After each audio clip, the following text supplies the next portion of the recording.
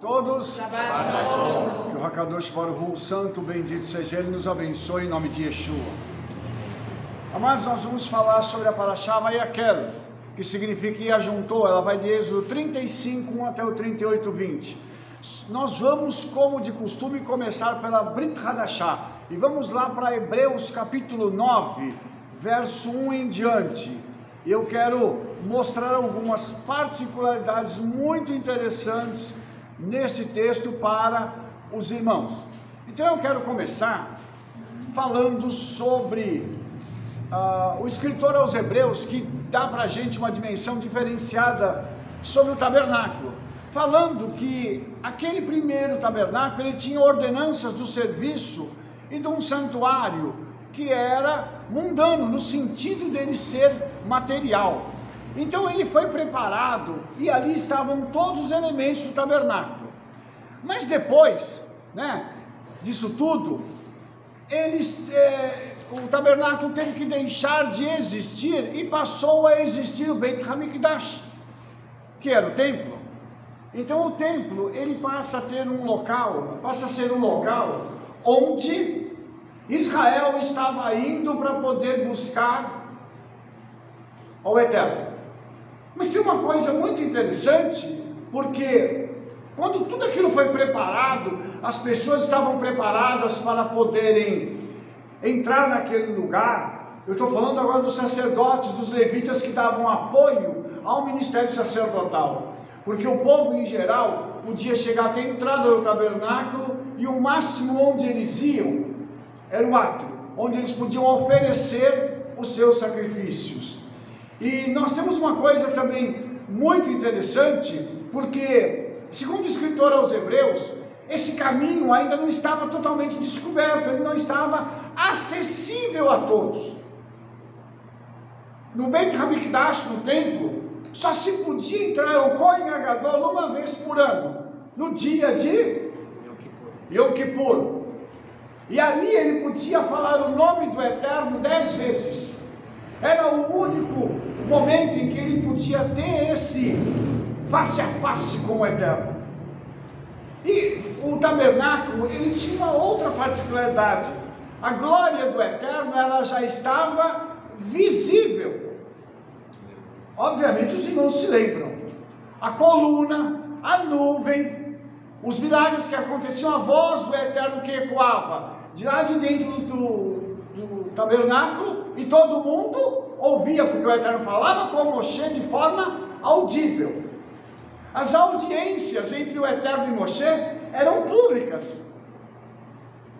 Não existia aquela coisa assim, eu recebi uma revelação que ninguém sabe, só estava eu e quem revelou. Não tem isso, né? No judaísmo é tudo público, na Torá é tudo público. Você vê que o ministério de Yeshua, ele era público. Por isso que o judaísmo se diferencia de outras religiões no que diz respeito a isso, porque tudo que era feito para que todos pudessem participar. E aqui, quando se fala aqui em Hebreus 11, ele vem falando de algumas coisas que aconteceram quando o templo foi derrubado, e que se abriu um caminho com a morte e a ressurreição de Yeshua. Então isso abriu um caminho nos céus para que aquela dimensão espiritual pudesse ser alargada. E nós vamos ver uma coisa interessante, tanto na época do tabernáculo quanto na época do templo, houveram sinais de que o Senhor estava presente ali no meio do povo. Agora eu vou te fazer uma pergunta: o povo desfrutava disso? Nem todo mundo. E por que eles não desfrutavam? Porque isso não era para eles prioritário. Os irmãos estão entendendo onde eu quero chegar? Nós precisamos entender o seguinte: qual é a prioridade da nossa vida? Porque o tabernáculo, ele serve para trazer uma figura para a gente, para apontar para alguma coisa. Ele apontava para quê? A presença do Eterno em meio ao seu povo. Os irmãos se lembram da composição, como era o o acampamento de Israel. Aqui no meio tinha o quê? O tabernáculo. Depois os sacerdotes em volta. E depois o povo em volta. Quem era o centro? O Eterno. Tudo era feito para o Eterno, em função do Eterno. Como é que a gente está vendo o mundo viver hoje? É para mim, é o ego que está insuflado. Não, eu tenho que fazer algo para mim, que eu tenho que ganhar um carro, eu tenho que comprar uma casa, eu preciso terminar minha faculdade, que eu quero trabalhar em tal lugar. E a pergunta é, qual é o benefício espiritual disso? Porque o escritor aos Hebreus, ele vem falando aqui no capítulo 11 sobre isso, e ele vem falando sobre aquilo que Yeshua fez, para poder romper isso, e para trazer algo para nós hoje. Porque o tabernáculo, você vai ver que ele é muito lindo, obra de artistas, e depois eu vou falar um pouco sobre isso. Mas a pergunta é, para que o tabernáculo ser colocado ali no deserto? O povo, eu queria que você prestasse atenção na didática que o Eterno tem. O povo não tinha que trabalhar, o povo não tinha obrigação, não tinha que correr atrás de dinheiro, eles podiam fazer o quê? Servir ao Eterno, aprender de Moshe. Eles estavam o dia inteiro por conta disso, porque eles não tinham recebido a herança em Canaã. Por isso, irmãos, eu queria que a gente parasse para pensar o seguinte: eles tiveram um privilégio muito grande. Hoje o nosso privilégio está restrito ao Shabat. Shabat é o dia em que nós separamos para aprender as coisas do Senhor, para aprender os mandamentos, para que nós possamos ter um relacionamento com Ele. Mas lá não, lá eles estavam o tempo todo conectados, ou deveriam estar. Aí você vai perceber uma coisa, que tinha pelo menos 2 ou 3 grupos de pessoas. Tinha aquelas que queriam estar perto do Senhor, tinha aqueles que não queriam, e tinha os indiferentes. Quem é que fazia com que o povo se rebelasse contra Moshe, Arão e obviamente contra o Eterno? Quem não queria. Os indiferentes faziam o quê? Iam na onda. E o pessoal que queria, ficava todo mundo horrorizado de ver as pessoas que estavam ali, vendo todos aqueles milagres agirem daquele jeito. E aí eu te pergunto, quando Yeshua veio e fez tudo aquilo, todos os milagres que ele realizou, mostrando que ele era realmente Mashiach, por que as pessoas não receberam? Porque ele confirmou tudo que estava escrito na Torá. Moshe falou acerca de Yeshua. Por que ele não foi recebido por Israel? Porque era o grupo daqueles que não queriam. Porque ele ia se chocar com os privilégios daqueles que estavam cercados de tudo aquilo que era bom em Israel. Então nós temos aqui, irmãos, uma coisa muito interessante, porque o Senhor, na palavra aqui em Hebreus, ele fala sobre os sacrifícios que eram feitos. Se aquele sacrifício conseguia cobrir os pecados e perdoar os pecados dos ofertantes, quanto mais o sangue de Yeshua pode fazer por nós. Os irmãos entenderam isso? Então, aquilo que Yeshua fez está prefigurado no tabernáculo.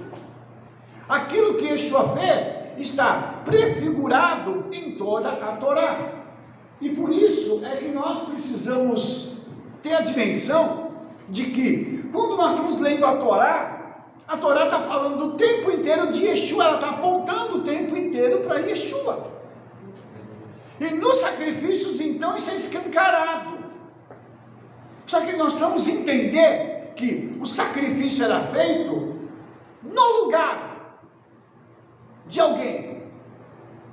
E o escritor aos Hebreus está falando isso aqui. E quando sacrifício era feito no lugar de alguém, significava o seguinte: uma pessoa pecou e alguém tem que morrer pelo pecado daquela pessoa. E Yeshua destruiu tudo isso. Ele disse assim: agora eu morro e ninguém mais precisa morrer, porque eu morro por todos. E os nossos sábios dizem que iria vir um justo que morreria por todas as gerações dos pecados da humanidade. E esse justo se chama Yeshua. Tremendo isso. E aí, irmãos, quando nós começamos a entender isso, a gente vai para Paraxá e a gente começa a ver que todas as ofertas que vão ser entregues ali para construir aquele tabernáculo são dadas pelo povo. O povo tem parte naquilo que vai ser construído. E uma coisa interessante, irmãos, é que o tabernáculo, ele era uma tenda móvel, que os irmãos se lembram, Israel saía, o tabernáculo ia junto, desmontava e desmontava, ele ia junto. O templo não, o templo ele foi um local fixo, mas o tabernáculo ele era móvel, e ele é uma figura de mim e de você. E aí a gente fica pensando o seguinte: quando o Senhor chamou Moshe e disse assim: convoca toda a congregação dos filhos de Israel e diz-lhes: estas são as palavras que o Eterno ordenou que se cumprissem. Irmãos, você percebeu que aqui não tinha aquela coisa assim: ah, eu acho que não tenho que fazer isso, eu não tenho que fazer aquilo outro. Aqui está dizendo que o Eterno deu uma palavra para que ela se cumpra. É uma ordem. Você já parou para pensar que aqui não tem aquela coisa assim, do pessoal ficar como hoje essas boas novas, esse evangelho, que aí eu faço o que eu quero, se eu não gostar eu vou sair daqui e vou para lá. Lá não tinha disso não. O Senhor disse e tinha que obedecer, senão o povo morria, porque toda desobediência gera morte. Também a obediência traz benefícios. Então eu quero que a gente possa parar um minutinho para a gente raciocinar sobre isso aqui, porque há um momento, irmãos, que a gente precisa parar e pensar assim: o que eu quero fazer da minha vida, para onde eu estou conduzindo minha vida? Eu não sei se você percebeu, o primeiro ponto da Paraxá fala do quê? Por favor, o microfone. Então deixa, eu vou falar aqui, Shabat. Mas por que nós estamos falando de tabernáculo e fala de Shabat? Você sabia que na hora de fazer a construção, de fazer preparar os objetos do tabernáculo, eles descansavam no Shabat? Nossa, Rabino, mas então o Shabat tem prioridade até sobre o tabernáculo? Tem. Quem é o tabernáculo hoje? Nós. Então nós temos que descansar no Shabat. Não dá para a gente achar que só porque nós somos novinhos, né? Eu estou me incluindo nisso. Não é só porque todos nós somos novinhos que a gente acha que pode abusar. Nós não podemos, irmãos. O nosso corpo tem limites. Então o Senhor diz assim: vocês estão fazendo o tabernáculo? No Shabat vocês param. Por quê? Quem não descansa no Shabat morre. Tem escrito aqui, ó, eu vou ler para você: 6 dias se trabalhará, mas o 7º dia vos será santo. O sábado de repouso ao Eterno. Todo aquele que nele fizer qualquer trabalho morrerá. Foi você que escreveu isso aqui? Foi algum dos irmãos que escreveu? Também não fui eu. Então quem escreveu está levando esse negócio muito a sério. Por isso que vida, aquilo que Yeshua disse sobre vida abundante, ela está relacionada com obediência. Não está relacionado só com aquela questão assim: ah, porque eu sou muito abençoado, eu tenho carro, eu tenho casa. E eu te pergunto, Isso é bênção? Alô? Por favor, no microfone, se alguém for falar. Isso é bênção, irmãos? Isso é uma parte. Bênção de verdade é nós termos a presença. Se a gente for falar de tabernáculo, o que é que importava para eles? Era a presença. Você imagina você levantar de manhã, você sai da sua tenda, você olha, você vê um pilar, uma coluna de fogo. Aí você fala assim, eu fui dormir, mas o Eterno ainda continua aqui. Aleluia. Aí você vai, olha, no lado de fora da sua tenda, o café da manhã já está servido, o maná. O provedor de pão não esqueceu de você. Aí o salmista diz, não dormite, não dorme? O guarda de Israel. É a música que nós cantamos em Eloenu. Os irmãos entenderam isso? Então quando a gente começa a falar sobre isso, nós entendemos o seguinte, que essa palavra está viva para nós. Que se eu e você somos o tabernáculo, nós precisamos manter a nossa vida em obediência, para que isso possa gerar cada vez mais comunhão e proximidade com o Senhor. Por que tinha um grupo que não enxergou nada, não viu nada, não recebeu nada e morreu no deserto? Porque não queriam se aproximar. Deixa eu dizer uma coisa para você, proximidade é decisão, tá? Eu é que decido o que eu vou fazer com a minha vida. Se eu falar assim, eu não quero me aproximar do Eterno, você não vai se aproximar. Você não, eu espero que você queira ficar perto, né? Essa semana eu ouvi uma pessoa falando comigo, falou assim, ó, eu quero ficar entrelaçado, grudado com o Senhor. E o desejo é esse, a gente ficar entrelaçado com Ele, de não dá para saber quem é quem. Se você pegar os discípulos de Yeshua, Kefa, né, o Pedro, quando ele começou a falar, o pessoal falou assim, você estava andando com aquele homem lá, né? Por quê? Porque você fala como ele. Identificação. E isso é transferência, irmãos. É como se a personalidade de Yeshua estivesse sendo transferida para nós. Quando eu te falo que nós somos o tabernáculo, é porque Yeshua tem que vir e falar assim, vou morar com vocês. A casa é minha, fui eu que construí, porque foi Ele que nos criou, mas você é o atual proprietário. Como é que nós fazemos? Aí, você lembra que nós temos uma decisão um dia por Yeshua, nós levantamos a mão e recebemos Yeshua? Naquele momento, algumas pessoas disseram assim, a casa é minha, mas agora é tua, toma conta de tudo.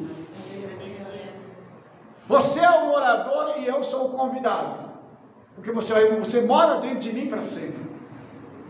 Rabino Shaul diz, já não sou mais eu que vivo, mas o Mashiach vive em mim. E a vida que eu vivo agora, eu vivo pela confiança no Filho de Elohim. O tabernáculo está apontando para isso, está mostrando essa realidade para mim e para você. Aquela coisa gostosa da gente olhar e falar assim, Ele vive em mim, sabe? Então isso tudo depende de uma decisão minha, como era lá no deserto. Cada uma daquelas pessoas, aqueles 2,5 milhões de judeus que estavam ali, aproximadamente, precisaram tomar uma decisão. O que eu vou fazer com a minha vida? Eu quero herdar Canaã, então eu vou obedecer. Eu não estou muito afim, não, eu quero fazer umas bagunças aqui. O deserto será o teu cemitério, teu local de sepultamento, não tem problema. Você acha que vai fazer diferença para o Eterno? Porque eu sou uma pessoa muito importante. Será? E tem gente que se acha. Se eu não for para o céu não vai ser um local bacana. Mas quem diz que o céu precisa de você? Ué. Isso é sério, irmãos. Por misericórdia, nós estamos voltando porque nós éramos pecadores, perdidos, afundados no pecado. Por isso que Hebreus fala que Yeshua foi lá e pegou a gente. por causa do sangue dele, que é uma figura do sangue dos animais. Então você entende que tudo isso está conectado com o tabernáculo e apontando para mim e dizendo assim: olha, alguém te alcançou porque essa pessoa te ama.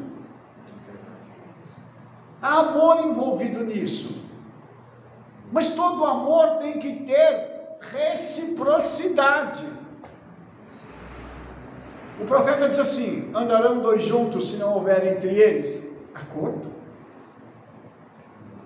Os irmãos que são casados aqui são casados por quê? Porque um dia olhou para a moça olhou para você e deu aquele arrupio. Aleluia! Aí você olhou e falou: ela, minha varoa, ela, a minha Bechete, a minha alma gêmea. Aí foi conversar com ela para ver se era isso mesmo, se ela ia te querer. Com Yeshua é assim. Para andar com ele tem que ter acordo, mas o acordo não parte dele para mim, parte de mim para ele, porque ele quer que eu esteja perto dele. Interessante, irmãos, que os nossos sábios dizem assim, que o Eterno desejou morar entre os homens, por isso ele pegou e disse para Moshe assim: constrói o tabernáculo. Será que você parou para pensar que ele como pai, ele desejou estar perto dos seus filhos? Aí nós vamos para outro conceito: família. E o que o diabo está tentando fazer hoje? Destruir o quê? As famílias. Presta atenção em como a Paraxá tem um significado muito profundo. Você sabia que essa Paraxá, falando dessa reunião de família, é uma oportunidade para a gente poder orar pelas nossas famílias? Para o Senhor trazer as nossas famílias? Pensa bem, irmãos, quem toca em um, toca na família inteira. Eu lembro que eu assistia primeiro era um filme, depois virou desenho, eram os Três Mosqueteiros, eles tinham um lema: um por todos e todos por um. Sabe de onde veio esse tema? Do judaísmo, esse lema, no caso, vem do judaísmo. Por quê? Quem toca num judeu, está tocando em todos. E por que isso, irmãos? Porque todos nós somos uma família. Nós temos um pai e 4 mães. E Jacó e as 4 matriarcas. Dali vieram as 12 tribos. Então nós somos, na realidade, todo mundo irmão. Mexeu com um, mexeu com todos. Um está com um problema, todo mundo ajuda. O outro está alegre, todo mundo bate palma e se regozija. É assim que funciona. É questão de família. E o pai está por cima olhando, providenciando tudo para que a gente possa ficar bem. Porque o pai faz isso com o filho. Entendeu? Então, você imagina o seguinte: quantas pessoas têm problema de rejeição por parte de pai e mãe? O que o Eterno fez? Eu não vou rejeitar vocês, não. Eu quero estar no meio de vocês. Vocês podem me rejeitar, mas eu não vou rejeitar vocês. O sentimento do quê? De pertencimento. Nós temos que ter esse sentimento de pertencimento à família. Nós somos, irmãos, uma família, e tem um conceito que o Rabino Shaul traz, que é um conceito muito antigo, que é o conceito do Guf, o corpo do Mashiach. Mas o que é o Guf? O Guf é uma coisa muito interessante. Essa palavra Guf em hebraico, ela significa um corpo místico, no qual se juntam todas as almas que estavam no Gan Eden. Você entendeu o que o Rabino Shaul está dizendo para mim e para você? Que o corpo do Mashiach reúne as almas daqueles que estavam no Gan Eden e desceram para esse mundo. Por que você acha que a gente se trata e se sente família? Porque em algum momento no Gan Eden nós estivemos juntos. E aqui nós estamos nos reunindo novamente. Por isso que é lindo você pegar a palavra e você pega a tradição, você entende que no tabernáculo aquelas almas que estavam ali estavam se reconectando com o Criador. Olha que coisa tremenda! Então isso, irmãos, é a palavra do Senhor. A Paraxá, ela vai trazer essa dimensão tão linda para mim e para você, para que a gente possa compreender o seguinte: se tem alguma coisa mais preciosa do que família, eu não sei o que é. Será que tem? Por isso, o diabo luta tanto contra a família. É uma coisa básica, mas é a coisa que nos mantém de pé. Você se lembra que quando Rava peca, Adão olha e fala assim: eu vou comer também. Eu tenho uma teoria sobre isso. Rava era o que dele? A família. Só tinha ela. Tinha mais, quem mais que ele tinha? A bicharada? Os serafins? Os querubins? Não, ele tinha ela. Ele olhou e falou: é tudo que eu tenho. Se ela for para o buraco, eu estou indo junto. É minha família. E lá atrás o Senhor então mata um animal. E a tradição rabínica diz que ele matou um cordeiro para vestir Adão e Rava. Aí nós nos lembramos das palavras de Rabino Shaul, né, que o cordeiro foi morto desde a fundação do mundo. Para que a família fosse resgatada. Aí nós nos lembramos a palavra de ontem: Josué, eu e a minha casa serviremos ao Senhor. A nossa próxima festa é Pessah, é uma festa de família. Você está entendendo como que a Paraxá, ela está nos conduzindo a essa condição da gente poder entender a importância que tem a nossa família, da gente orar pela nossa família, jejuar pela nossa família, para que o diabo não tenha ascensão sobre ela. Nós precisamos fazer isso. E agora eu estou falando com os homens, porque você, irmão, você é o sacerdote da tua casa. Na hora da coisa pegar, é você. Não é sua esposa que tem que lutar, não, é você. Você que tem a autoridade espiritual de chegar para o diabo e falar assim: a família é minha, tira a pata e o rabo de cima e sai. Casca fora. Como diz o pessoal lá de Minas Gerais, né? Você entendendo? Então é assim que funciona. Na hora das obrigações espirituais, você acha que isso é obrigação de quem? Quem é que tem que orar pela família? É a mulher? São os filhos? Não, é o homem. Por isso o homem tem tudo certinho para a gente poder se levantar e orar de manhã. Às 3 horas da tarde ele está lá, buscando o Senhor, no horário dos milagres acontecerem na Bíblia. Somos nós. É o homem que tem essa responsabilidade. Então nós temos que trazer isso para nós e dizer assim: eu vou assumir a minha família, eu vou cuidar da minha família, eu vou ajudar a minha família. Tem que fazer isso. E eu vou falar uma coisa para os homens aqui, agora não tem mais ninguém, só tem nós aqui. Vou falar uma coisa: cuida de sua esposa, cuida dos seus filhos, valorize aquilo que você tem dentro de casa, ajuda sua esposa. Trabalho de mulher é um negócio horrível. Por isso que tem, quando a gente ora de manhã, a gente fala assim: Baruch Hashem, porque nós nascemos homens. Aleluia. Com todo o respeito que eu tenho pelas mulheres, mas eu gosto de ser homem. Aleluia. Que bom que eu nasci homem. Mas a gente precisa ajudar as mulheres. Elas têm as coisas para fazer dentro de casa, aquele é horrível, aquele é sempre a mesma coisa. E nós precisamos fazer alguma coisa para ajudá-las. A gente precisa dar apoio para elas. De vez em quando lembrar de falar assim: amor, vai descansar, deixa eu fazer isso aqui para você. Porque nós somos família, nós temos que dar o exemplo. Outra coisa, Depois que o pai faz isso, ele dá exemplo para os filhos. O dia que o filho casar, a mulher que casar com ele, vai casar com um homem que tem princípios. Mas quem é que deu o exemplo? O pai.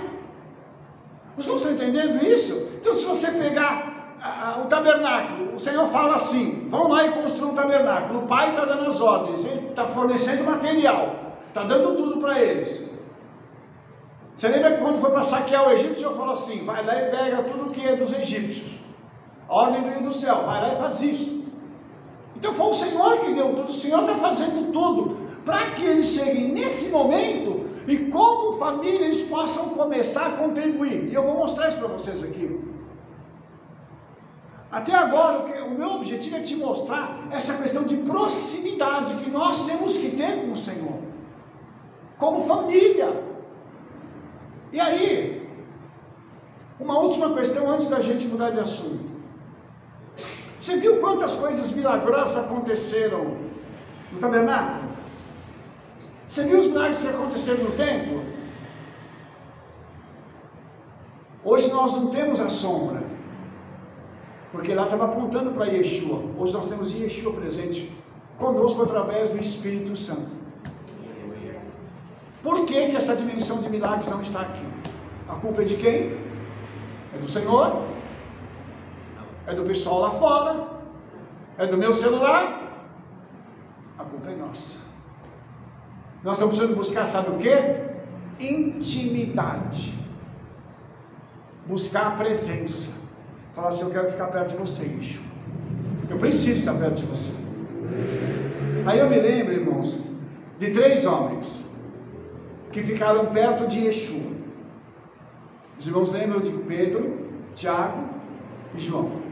E o Tiago era irmão. Pedro e João não. Aí vamos tirar o Tiago fora. O que Pedro fez? Muitos milagres. Aquele homem foi ousadíssimo para poder trazer grandes milagres em Jerusalém. Ele foi usado ali dentro de Israel de uma forma assim como Yeshua foi. Mas por quê? Porque ele tinha proximidade com Yeshua. E João? João é o camarada das revelações. Se você pega as boas novas, aí o pessoal chama de evangelho de João, ele está escrito no alto nível do hebraico. É o nível que a gente chama de sod, do segredo. Você pega as cartas dele, nesse mesmo nível, aí ele vai receber uma outra porção que se chama Apocalipse. Por que o Senhor deu para ele? Ele era o cara que tinha mais intimidade. Você conta o segredo da tua vida para qualquer um, mas para aquele amigo íntimo, você fala assim: eu preciso contar uma coisa para você, me ajuda. Quem que Yeshua tinha na terra? Os amigos íntimos dele. Quem é que Yeshua tem na terra hoje? A pergunta, né? Será que ele tem amigos íntimos que ele possa contar os segredos dele para a gente? Isso é tabernáculo, irmãos. Só o sacerdote podia entrar no Santo dos Santos. O véu rasgou. Será que tem alguém ousado bastante para falar assim: eu quero passar, eu já estou fora do átrio, eu estou no lugar santo, eu quero entrar no Santo dos Santos? Deixa eu entrar, Senhor. Cadê a ousadia nossa? Isso eu estou falando para mim. Primeiro, cadê a nossa ousadia da gente poder entrar naquele lugar e receber isso do Senhor? A maioria das curas que acontecem, elas acontecem por questão de intimidade. O povo de Israel no deserto não teve uma enfermidade, porque a intimidade com o Senhor era grande. E quem morreu, morreu por causa de pecado. Hoje está todo mundo doente, cheio de coisa. Tem gente que tem uma farmácia em casa, conta corrente na farmácia. Que horror, né? Mas por que está tão doente? Por falta de intimidade. Ah, eu não sou digno de pedir para me curar. Como assim? Uma coisa que eu louvo ao Senhor é que nós temos tido experiências aqui de pessoas que estão sentadas ouvindo a palavra e são curadas, são libertas. Valeu, Hashem, por isso. Então nós precisamos mais disso, irmãos. Nós não temos que abrir mão disso, nós precisamos de mais. Tem que buscar, tem que estar, tem que conhecer a palavra. Não adianta eu querer ter um relacionamento com uma pessoa e não saber quem ela é. Eu te faço uma pergunta, você que ainda é solteiro, você se casaria com alguém que você acabou de conhecer? Hã? É loucura. Tem que ter relacionamento, tem que chegar e fazer uma pesquisa. Quem que é a pessoa? Vamos lá pesquisar quem é Yeshua. Vamos pesquisar o que ele fez por nós. Aquilo que ele disponibilizou para nós. Porque tem coisas que estão disponíveis. Eu costumo brincar com os irmãos dizendo o seguinte: tem um cheque em branco. A minha é à tua disposição para a gente poder preencher. O que você quer? Antigamente eu tinha muita ambição, acabou. Hoje a minha ambição é estar com ele. É só. Ah, Rabino, mas o senhor não gostaria de comprar outro carro, viajar, fazer umas outras coisas? Pode ser. Mas dizer assim, isso é prioridade na sua vida? Não. E ainda bem que eu e a minha metade concordamos sobre isso. Eu posso dar um pontinho aqui, Rabino? É porque a gente também está vivendo uma época muito difícil, né? Muito difícil. E a gente acaba deixando a palavra de lado e ouvindo mais o que está na mídia, nas propagandas. E o Senhor falou: se você não perder a sua vida, você não ganha. Hoje a gente não quer perder vida, você quer ganhar a vida. Você quer passear, você quer viajar, você quer ser feliz, você quer tudo, mas você não quer perder nada. Hoje a mídia, propaganda, elas não deixam você perder. Ela não quer que você perca. É tanto que ela faz de tudo que você comprar, né? Você precisa ter. Então, assim, Yeshua disse, e foi muito claro, só que a gente está descrendo da palavra, a gente não está crendo mais da palavra. Yeshua falou: tome a sua cruz. A gente não quer, imagina a cruz, que isso? Isso é para Yeshua, não é para mim. Né? Então, a gente não tem, agora você não tem direito mais de sofrer.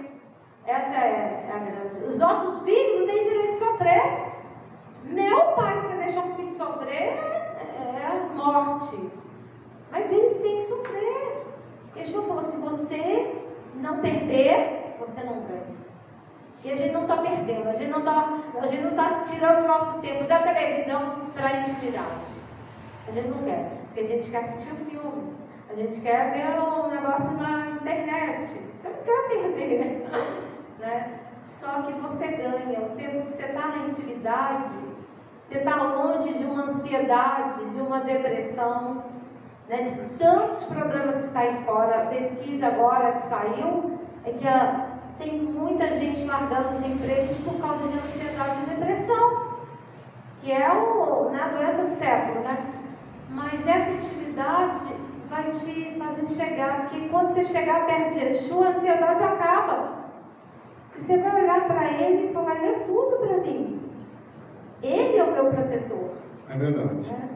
E só pegando um gancho do que a Rebecca falou aqui, as pessoas vêm para estudar a palavra e são libertas da depressão, são libertas de ansiedade. Nós vamos acabar prejudicando o psicólogo, né? Mas também é uma ferramenta para vocês trabalharem. Então, venha estudar a palavra para você ser curado.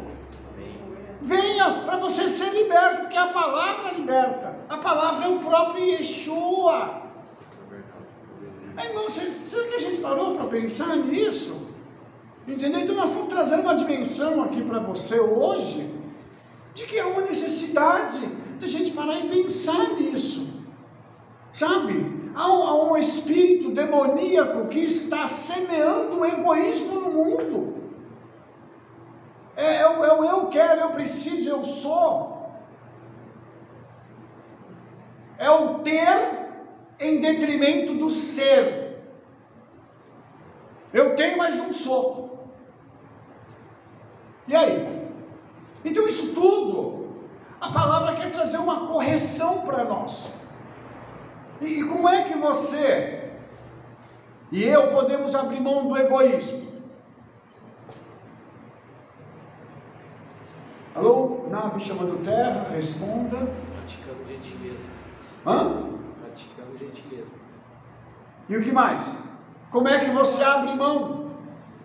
Dando. Ser generoso. O egoísta não abre a mão para dar. O generoso, ele já fica com a mão aberta para dar. Deixa eu dar uma coisa para você entender por que eu fiz essa pergunta. Êxodo 35:5 em diante diz assim: tomai do que tendes, uma oferta para o Eterno, cada um cujo coração é voluntariamente disposto, e trará por oferta alçada ao Eterno, ouro, prata, cobre, como também azul, púrpura, carmesim, linho fino, pelos de cabras, pele de carneiros, tintas de vermelho, pele de texugo, madeira de acácia, e azeite para iluminar, especiarias para o azeite da unção, e para o incenso aromático, e pedras de ônix e pedras de engaste para o éfode e para o peitoral. Como é que a gente se cura desse tipo de coisa? Dando. Uma das coisas que o Senhor queria ensinar para Israel, para o nosso povo, é o seguinte: vou dar para vocês um princípio de sucesso. Abra a mão e dê. O egoísta, como a Rebete disse, ele só quer receber. É para mim, sou eu sou o centro. Também, esse tipo de gente é um narcisista, não é verdade? Mais ou menos, né? O narcisista é um pouquinho pior, né?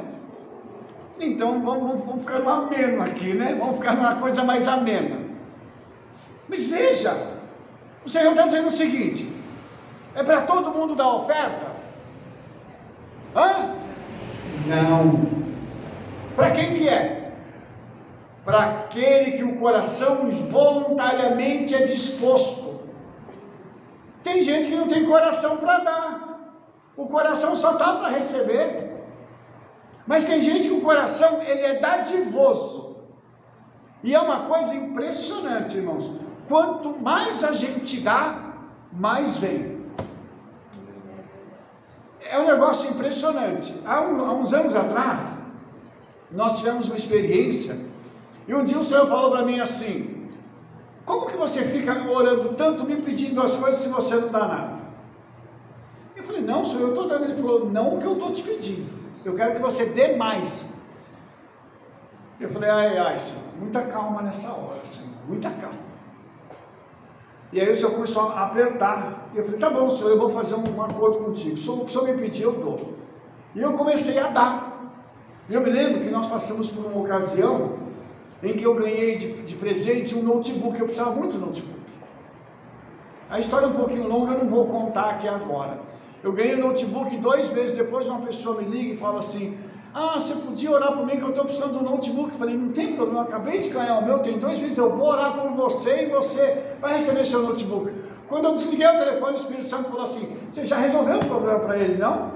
Eu disse: como assim, Espírito Santo? Ele falou assim: dá o teu notebook para ele. Eu falei: mas ele acabou de chegar em casa, Senhor, ele nem esquentou aqui dentro de casa. Ele falou: então, embala e manda pelo correio.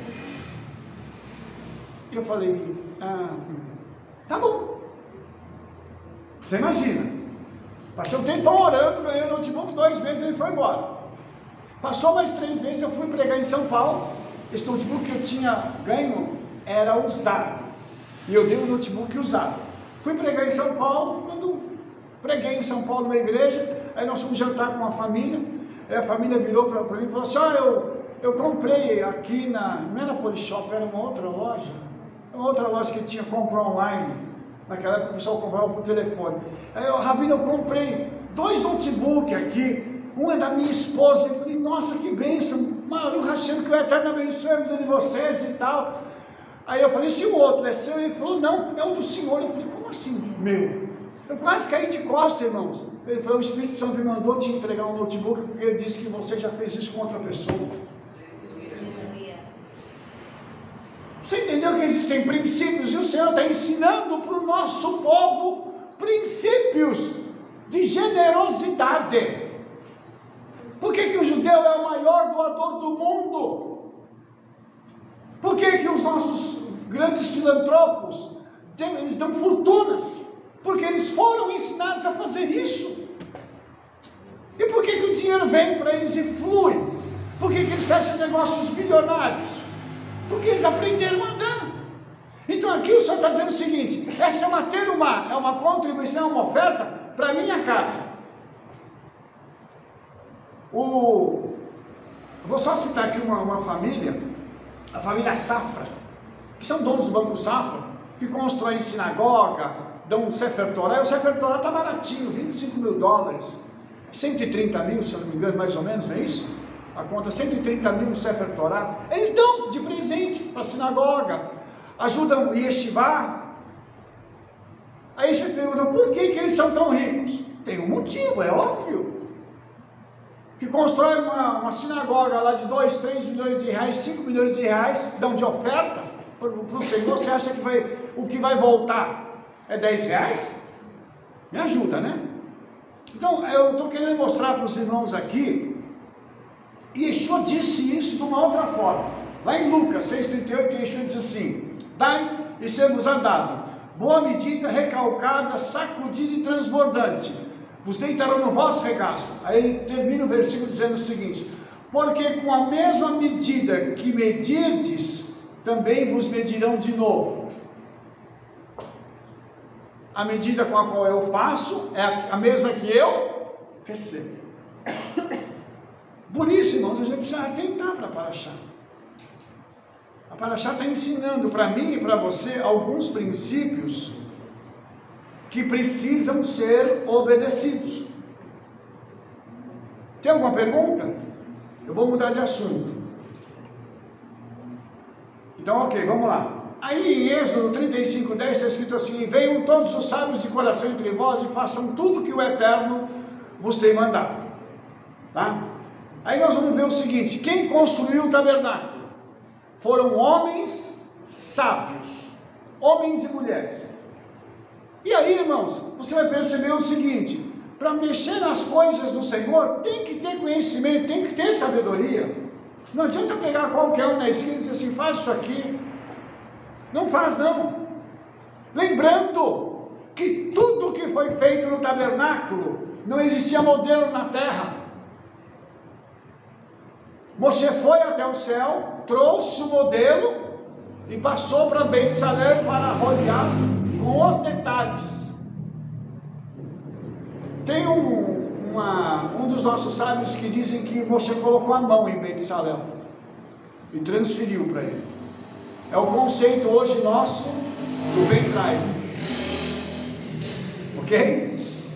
Coloca no computador e transfere as informações. É mais ou menos isso que aconteceu. E Beit Salel recebeu e passou para rodear.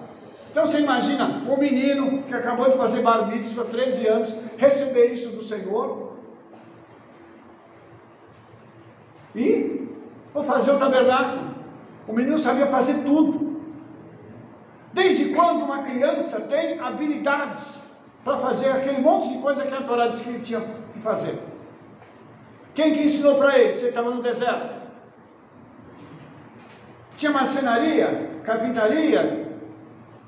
Alguém tinha localidade lá para mexer com ferro, com aço, forja. Como é que ele aprendeu tudo aquilo? Ele vai fazer isso, irmãos, de uma forma tão extraordinária que ele vai fazer os materiais de ouro batido.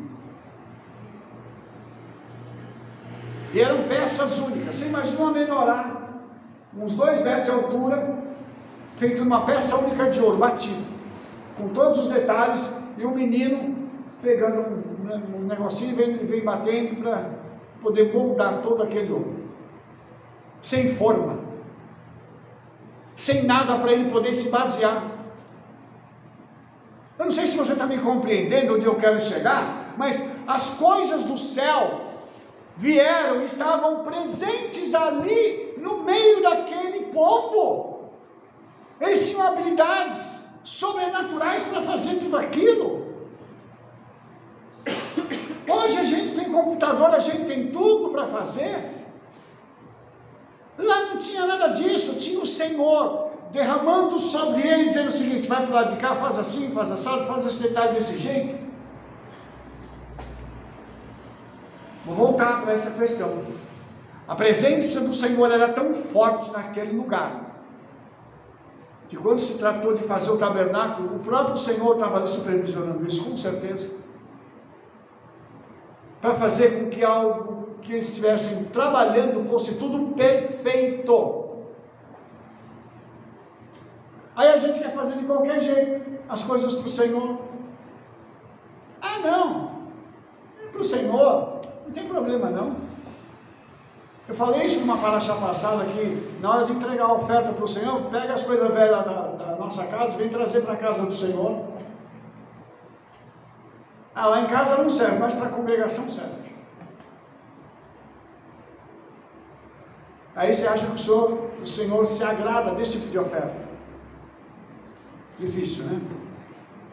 Então, quando a gente pega, irmãos, esse processo todo, em que há uma junção daquelas pessoas que vão doar com aqueles que vão executar, tudo da mesma família. Lembra que lá só tem família reunida, tudo da mesma família.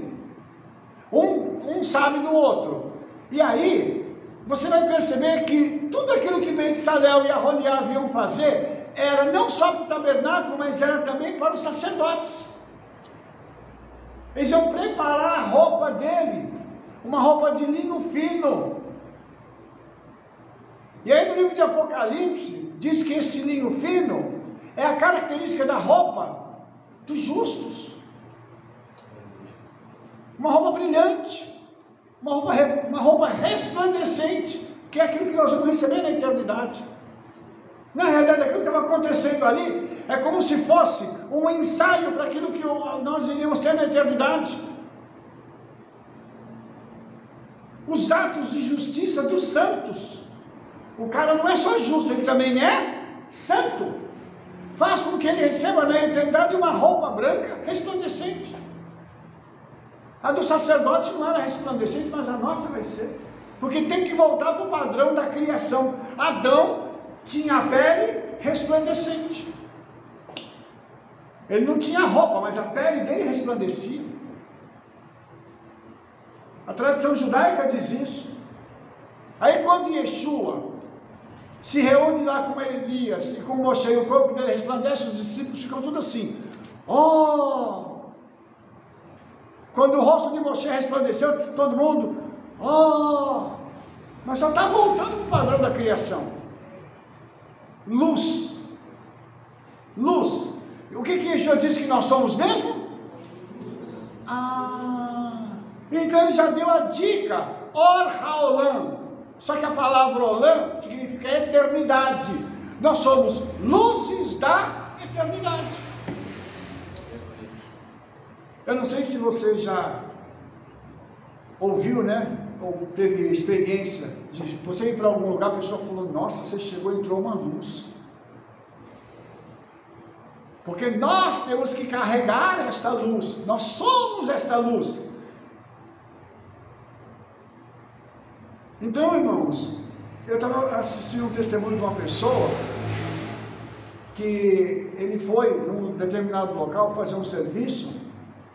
Ele tinha ido fazer o serviço num centro de umbanda. E quando ele chegou, ele entrou, o pessoal falou assim: opa, que luz é essa que entrou com você aqui? Você está brilhando, o que é isso? Quem que é você? As trevas reconhecem a luz. Por isso que, quando nós estamos falando aqui no tabernáculo, a gente começa a entender o seguinte: gente, eu não tenho que ficar questionando nada, eu tenho que obedecer. Se o Espírito Santo falar com você hoje, para você fazer alguma coisa, você tem a capacidade de obedecer, seja o que for? Será que nós estamos prontos para isso? Eu estou falando sério, irmãos. Porque eu tive que ser treinado para isso. O Espírito Santo teve que me treinar e falar assim: você vai me obedecer, você vai entregar. Deixa eu te mostrar uma coisa. Olha como a Torá tem aquelas pessoas que são prontos para obedecer. Êxodo 35, 20 diz assim: então toda a congregação dos filhos de Israel saiu da presença de Moshe. O pessoal que estava reunido, ouvindo, saiu. Acabou a drachá dele, a palestra dele, o pessoal foi embora. Aí diz assim: e veio todo homem a quem o seu coração se moveu. Veio todo mundo? Não. Agora vieram aqueles cujo coração estava sensível para poder ouvir a voz do Senhor. Não foi todo mundo que voltou. E essas pessoas vieram. E aqueles cujo espírito voluntariamente o excitou e trouxeram a oferta alçada ao Eterno para a obra da tenda da congregação e para todo o seu serviço e para as vestes santas. A pessoa não queria saber. Ela foi lá na tenda dela, pegou o que tinha e entregou, sem questionar. Você entendeu o nível de obediência deles, como é diferente do que a gente vê hoje? Hoje a gente precisa ensinar para que a pessoa se convença a obedecer. Lá eles estavam ouvindo e obedecendo. Nós estamos precisando chegar nesse nível de parar de questionar o Senhor, parar de questionar a palavra do Senhor. Ele mandou fazer, Ele é soberano, eu vou e faço, acabou. Esse povo tinha gente lá preparada para obedecer, pronta. Não, o Senhor falou, eu estou aqui. Senhor, eu obedeço agora. Por quê, irmãos? Porque eles sabiam com quem eles estavam se relacionando. Você sabe com quem você está se relacionando? Quem é Yeshua para você? Deixa eu te mostrar uma outra coisa. Está escrito assim: e assim vieram homens e mulheres, todos dispostos de coração. Mulher, olha o que as mulheres fizeram: trouxeram fivelas, pendentes, anéis, braceletes, todo vaso de ouro, e todo homem oferecia oferta de ouro ao Eterno. Não, para. As mulheres tiraram dos adereços que elas tinham. Os homens deram ouro. Olha que coisa linda. Eu vou precisar de ouro para quê? Vai colocar uma correntona lá e falar assim: eu tenho uma pulseira de ouro. Valores. Eles entenderam que era para quando eles vissem uma menorá, quando eles vissem uma arca, quando eles vissem um altar de incenso, a mesa dos pães, a proposição, eles iam dizer assim: ali tem um pedaço do ouro que eu dei, ali tem um pouco daquilo que eu doei. Então, irmãos, é muito interessante tudo isso aqui. O nosso querido Maimônides, ele fala sobre 8 níveis de oferta. E eu não vou falar sobre isso agora, porque isso vai me tomar muito tempo. Mas eu só queria que você pudesse entender que existe um nível de oferta desde aquele mais alto até o nível mais baixo. O mais alto é quando você apoia alguém com um presente, um empréstimo, ou você faz uma sociedade com alguém que não está bem financeiramente, dá um emprego para alguém, para fortalecer alguém, um irmão, para que ele não precise depender de outros. Então esse é o nível mais alto de oferta. É quando a gente devolve a dignidade, obrigado, a dignidade para alguém. A coisa mais tremenda que tem, irmãos, é você ver alguém passando por uma necessidade e você poder ajudar e devolver a dignidade para aquela pessoa. Não tem preço isso. E eu só vou pegar agora o nível mais baixo, é quando alguém dá de má vontade. Eu vou dar sim, pronto. Aí eu lembro das palavras de Rabino Shaul, que ele diz assim: Elohim ama quem dá com alegria. Aí eu fico pensando nos nossos irmãos da África. Eles vão dar oferta dançando e pulando daquela alegria. Tem uma moedinha para dar, tem uma notinha lá que para nós vale 50 centavos, 20 centavos, mas eles estão indo para lá com alegria. Porque eles entendem o que eles estão fazendo. Eles quase não têm nada, mas o pouco que eles têm, eles ainda dividem. Nós fomos pregar numa igreja no interior de São Paulo, e o apóstolo que nos recebeu falou que eles foram numa igreja na África, que eles sustentam o pessoal lá, eles dão assistência para esse pessoal, e quando eles chegam, eles preparam o melhor para eles. Aí eles falam assim: não precisa. Ele fala: não, nós estamos recebendo vocês, nós queremos honrar vocês. Sem ter, eles têm o desejo de fazer. Aqui todo mundo tinha e estava fazendo. Então perceba o nível de diferença. Os irmãos lá na África não tem, mas estão fazendo com o pouco que tem. Nós temos que parar, irmãos, para aprender esse tipo de nível de tratar com as coisas do Senhor. Deixa eu só mostrar para os irmãos uma coisa. As mulheres, elas deram algumas coisas aqui. Deixa eu ver aqui, foram 4 coisas, foram as fivelas, os pendentes, os anéis e os braceletes. E uma coisa interessante que tem aqui, irmãos, é que tudo isso que elas estavam doando, eram coisas que elas usavam. Inclusive, a mulher, ela usava um adereço, que ela colocava como se fosse um cinto, que ele ficava caído assim, na virilha dela, e aquilo era de ouro.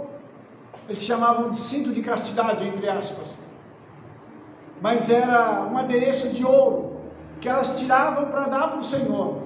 Os brincos que elas tinham, anéis, tudo de ouro. Homens e mulheres deram o seu melhor. Eu estou voltando então para a família. A família resolvia que eles iam dar o melhor.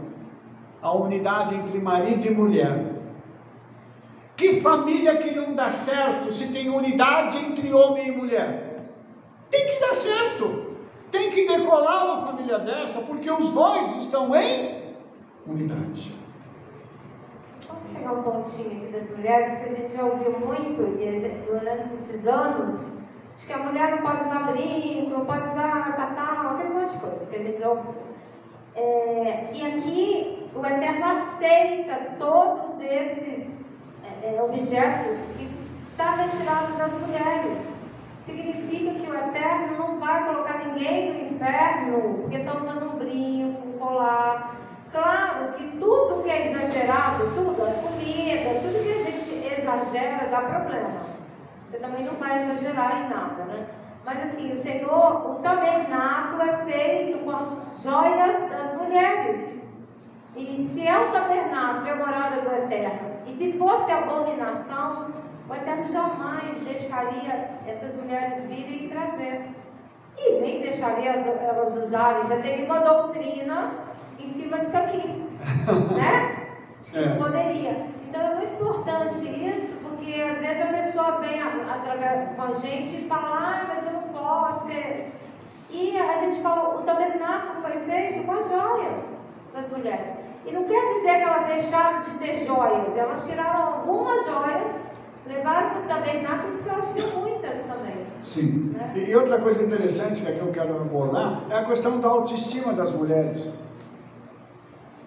O que uma mulher faz para se sentir bonita? É cabelo, é creme, um monte de coisa que a mulher faz.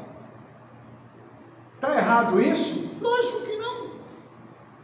Se você pegar Cantares, meu pai, leia Cantares. Você vai ver como aquela mulher linda que é a amada dele, como ela está cheia de, ela recebe uma adjetivação muito grande da beleza dela, porque ela se posta daquele jeito. Então, a mulher tem que ter uma autoestima elevada. Você que está me assistindo agora, você está vendo que nenhuma mulher respondeu. Ou elas estão processando a informação, você entendeu? Então está um negócio complicado, mas está tudo bem. Vamos voltar para Paraxá. Então você tem que ter uma autoestima boa. Não só a mulher, mas o homem também. Tá? Como é que você vai cumprir a mitzvah de amar o teu próximo, se você não se ama? E Yeshua veio para retificar isso aí, essa baixa autoestima, esse negócio de falar assim, eu não consigo, eu não posso, eu não... Você vê que o Senhor escolheu Ben Salel, um menino, para mostrar para Israel o quê? Eu chamo e capacito a quem eu quero. Mas Ben Salel estava disponível para isso. Sabe-se lá se esse menino não orava? Sabe-se lá se esse menino não falava assim, Hashem, eterno, nossa, eu queria fazer alguma coisa para o Senhor. Eu estou aqui no deserto, estou vendo tudo isso, estou vendo a tua glória, eu queria fazer alguma coisa para ti. Mas quem sou eu, Eterno, para fazer? Acho que o Eterno ouviu e falou assim, já tenho o meu artesão mor, o chefe dos artesãos eu já achei. Um coração puro e disposto. Então, irmãos, o tabernáculo ensina isso para a gente. O chamado foi pessoal. Aqui ele foi chamado pelo nome. Se você pegar o livro do profeta Jeremias, a mesma coisa. Jeremias, ele recebe uma informação adicional. O Senhor disse assim, antes que você se formasse no ventre da tua mãe, eu já te conhecia, já tinha um relacionamento com você, Jeremias. Quando a alma de Jeremias estava no Gan Eden, o Eterno já estava lá com ele, capacitando e dando para ele as ferramentas para ser profeta. Ele, além de sacerdote, era profeta. Mas ele foi capacitado lá no Gan Eden, quando a alma dele ainda nem tinha descido para a terra. Isso é propósito, ele entendeu qual era o propósito da vida dele. E eu te pergunto, o Senhor chamou você para quê? Qual é o propósito da tua vida? Olha aqui, Ben Salel, agora vai ser um nome que nós estamos estudando sobre ele hoje, porque ele estava disponível para que o Senhor chamasse ele para ser o artesão maior do tabernáculo. O propósito da vida dele foi cumprido. Quem está fazendo tudo isso? É através de quem? De Moshe, outro que o propósito dele foi cumprido. Ele relutou a princípio? Relutou. Manda outro no meu lugar. Quem sou eu? Eu sou Gago. Mas eu quero você. Não importa como você seja, eu quero você. O Senhor está falando isso comigo, com você.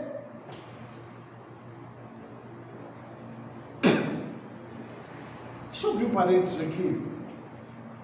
Por que você veio aqui hoje?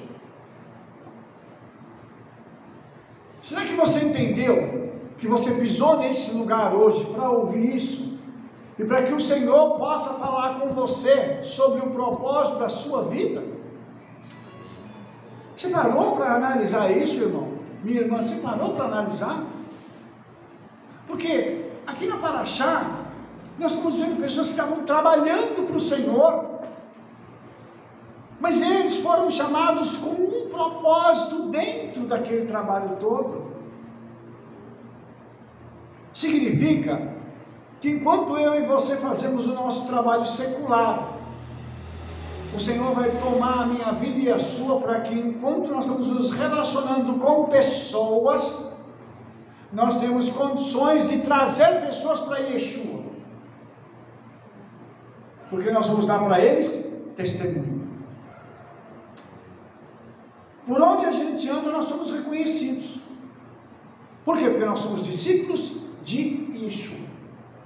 Então, quando a gente pega aqui, a gente começa a falar assim: puxa vida, além de ser o artesão mor, Bezalel e Aholiab ensinavam outros. Então aqui já tinha novamente a figura do quê? Do discipulado. Quem que ensinou eles a fazer isso? Obviamente foi Moshe. Porque Moshe já estava discipulando Josué e Yehoshua para que ele tomasse o lugar dele. Se você ler a Torá com atenção, você vai ver que naquele movimento todo, só tinha uma pessoa que estava na tenda de Moshe o tempo todo: Yehoshua. E por que esse homem fazia questão de estar na tenda de Moshe o tempo todo? Porque ele parava para ouvir e absorver aquilo que Moshe tinha para ensinar. Aí quando ele tem uma situação que é gravíssima, o povo de Israel vai entrar em Canaã, o primeiro obstáculo já é terrível: Jericó, uma cidade que nunca tinha sido conquistada. Nos muros de Jericó passavam 2 carros, um indo e um voltando, para você ver a largura desse muro. Qual foi a instrução que o Senhor deu para ele? Faça assim, assim, assim, ore e põe o povo para tocar o chofar e gritar. Uma instrução sobrenatural. E que deu certo, porque ele tinha intimidade com o Senhor. O discípulo de Moshe estava ouvindo a voz do Eterno, assim como Moshe ouvia. Eles estavam numa guerra lutando, o sol estava se pondo, aí Moshe e Yehoshua vai e fala assim: peraí, temos que dar um jeito aqui, vamos orar, né? Vamos orar. Sol, para. Lua, para. O universo parou, por causa do homem. Aí eu te pergunto, você está entendendo o nível de discipulado dele? Por que ele fazia questão de ficar perto de Moshe? Ele sabia que Moshe tinha a unção do Eterno, ele carregava um poder, uma autoridade que eram sobrenaturais. Ande com quem pode te dar isso? Nós temos que andar com pessoas que são referenciais. E não é só de conhecimento, é de vivência. É de unção, porque nós estamos falando, nós somos servos de Yeshua. Todos os lugares onde Yeshua passou, aconteceram milagres.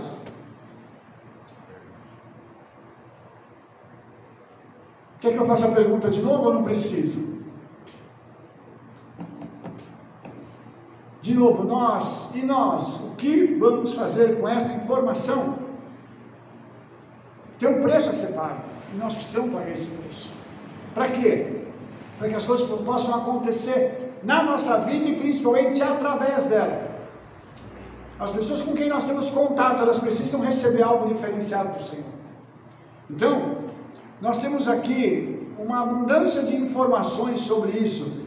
E antes de terminar, eu só quero fazer uma conexão aqui com 1 Reis capítulo 7, verso 13, quando Salomão manda vir a Hirão, né, de Tiro, para que ele pudesse construir o templo. Ele foi chamado como um artesão, alguém que tinha uma habilidade para poder fazer algumas coisas referentes ao templo. Então ele não procurou qualquer pessoa, ele foi atrás de quem era o melhor. Os irmãos entenderam? Para a casa do Senhor tem que ser o melhor. Ele tinha todo o material disponível e ele não ajuntou nada. Quem ajuntou tudo para ele foi Davi. Ele pega depois um complemento de ofertas que veio, outras coisas que são anexadas, mas tudo que ele recebeu, no grosso modo, foi de Davi.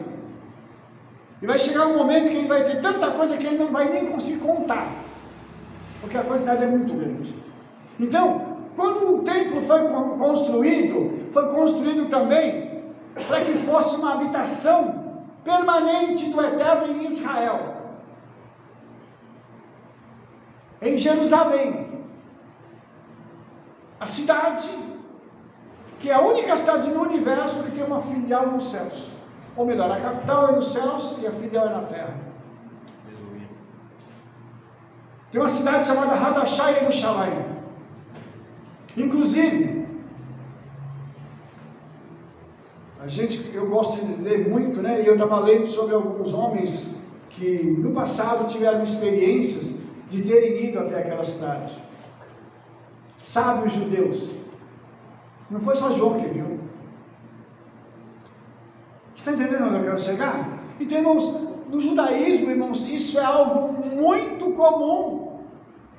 Por isso, essa cidade, Hadashah Yerushalayim, não tem templo, porque o Mashiach é o seu templo. Não tem luz, porque o Mashiach é a luz daquela cidade. Então, olhe só, como nós estamos transicionando daquilo que é material para aquilo que é espiritual. E nós precisamos fazer parte desse negócio. Nós temos que ter uma luz, carregar uma luz tão grande, que nós possamos iluminar a vida das pessoas, com aquilo que Yeshua tem colocado na minha mão e na tua. Principalmente, com a confiança que nós temos que é emunar. Lembrando, que vai ter momentos que nós vamos ter que transicionar da emuná para bitahon, que é a fé da fé. Vai ter momentos que nós vamos ter que falar assim: Senhor, eu entrego tudo, eu confio plenamente, assim como aconteceu com Abraão. Abraão tinha uma intimidade tão grande com o Senhor, ele orou, Sara engravidou, teve um filho. Aí o Senhor falou assim: agora eu quero teu filho. Ele lutou, agora eu quero teu filho. O que o Senhor quer? Você leva ele no monte, sacrifica ele para mim. Tá bom, Senhor, eu vou levar. E aí a tradição rabínica diz o seguinte, que ele tinha uma fé tão grande, que ele tinha bitahon, né, que era a fé da fé, que ele sabia que se ele colocasse a mão em Isaac e matasse, o Senhor o ressuscitaria naquele mesmo momento. Então a fé da ressurreição dos mortos também é uma coisa bem antiga, mas ele cria nisso. E será que nós não temos que crer? Quando alguém está com um problema, alguém está doente, o que nós temos que fazer? Orar e falar assim: o Senhor vai fazer. Os irmãos entenderam?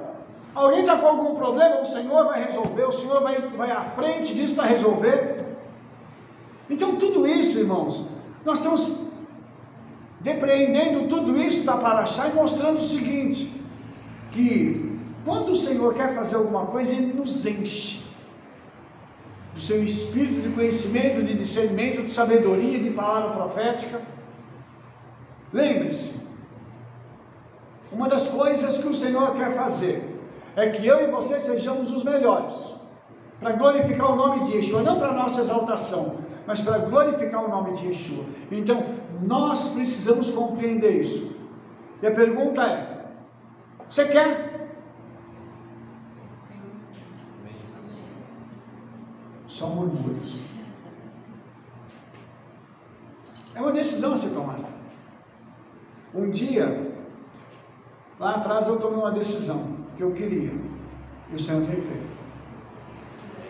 Mas para isso, irmãos, a gente paga um preço.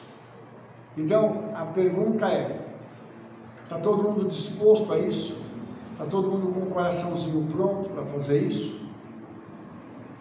E para ensinar outros? Se você pegar lá no livro de Crônicas também, quando você vai ler sobre os músicos, né? Tinham aqueles que eram peritos na música e que ensinavam a outros. E você deve se lembrar que quem cantava no templo eram só as vozes masculinas, para imitar os anjos. irmãos entenderam isso?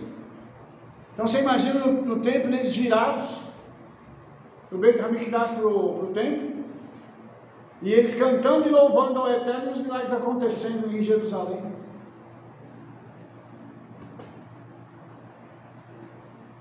Eu quero terminar, irmãos, dizendo para você o seguinte: a Paraxá precisa ser vivenciada. Nós precisamos começar a viver mais aquilo que está escrito. Amém. E eu e você temos que ter ousadia de dizer assim: eu quero fazer isso. E por quê? Porque nós chegamos num ponto, irmãos, que Yeshua está tão próximo de vir nos buscar, que qualquer outra coisa que a gente queira buscar na periferia é loucura. Para que eu vou lutar para buscar algo se Yeshua está tão perto de vir e eu posso construir isso de uma forma diferente? Aí vem a pergunta que vocês não fizeram, mas que eu vou responder: mas como é que eu vou construir isso de forma diferente, Rabino? Obedecer. Enquanto nós estivermos fazendo as coisas do Senhor, Ele faz as coisas para mim e para você. Vamos cuidar das coisas do Senhor, Ele vai cuidar das nossas. Aí Ele vai nos dar a proximidade que nós precisamos, vai nos dar saúde, vai abençoar os nossos negócios, vai fazer com que os nossos sonhos se concretizem. Precisa de tudo isso? Não, mas Ele é Pai, e Ele quer nos ver alegres. Isso vai alegrar o teu coração e o meu. Essa semana eu recebi uma notícia muito boa de uma pessoa e eu fiquei muito alegre. E eu falei para a pessoa assim: nossa, que gostoso ver você nessa situação. E eu fiquei alegre de verdade. Sabe por quê, irmãos? Porque quando um irmão nosso recebe uma bênção e se alegra, a alegria de todos, porque nós fazemos parte de um corpo. E eu não tenho que ter ciúme da bênção do meu irmão, porque aquele recebeu, aquela bênção vai alegrar a vida dele. E para nós, bênção é coisa material, mas para o Senhor é espiritual. Oxalá nós recebamos o espiritual primeiro e depois o material, mas nós não deixemos de receber aquilo que o Senhor tem para nós. Amém. Em nome de Yeshua. Alguma consideração final a ser feita? Eu só colocar no microfone aqui das mulheres, de novo. Que as mulheres ajudavam a servir na porta da tenda da congregação. Então, assim, não havia só os homens ali, as mulheres também estavam ali juntos, né? Claro que não faziam o serviço de sacerdote, mas elas estavam ali auxiliando. Inclusive os espelhos eram dessas mulheres, não era de todas as mulheres de Israel, não, eram das mulheres que estavam ali a serviço na porta da tenda. Então é muito importante a gente saber disso, que nós mulheres temos uma participação nesta construção do tabernáculo. Percebeu? Então quando Yeshua tem aquelas mulheres que estavam servindo Ele, o pessoal acaba, essa mulher era ao redor de Yeshua, mas como assim? Se tinha no tabernáculo, se tinha no templo, por que Yeshua não podia ter gente servindo Ele? Por isso conhecimento é libertador. O conhecimento é maravilhoso. A mulher, quando ela trabalha apoiando, ela está fazendo o papel dela, Baruch Hashem, e precisa fazer esse papel. Você que é mulher, você tem que fazer o seu papel na congregação, e cada uma de vocês tem um talento diferente, então tem que fazer o seu papel. Se lá no tabernáculo elas ajudavam no deserto, no templo elas ajudavam, e na época de Yeshua tinha aquelas mulheres que o ajudavam. Por que não fazer hoje? As mulheres entenderam? Baruch Hashem. Então, mais alguma consideração a ser feita? Então, você que me acompanhou até agora, muito obrigado por estar conosco nessa ministração. Que o Eterno abençoe sua vida. E na próxima semana nós vamos ter a nossa última porção da Torá do livro de Êxodo. Não perca, porque nós vamos estar falando de um tema maravilhoso em nome de Yeshua. Te vejo logo mais. Shalom, shalom, shalom, toda rabá.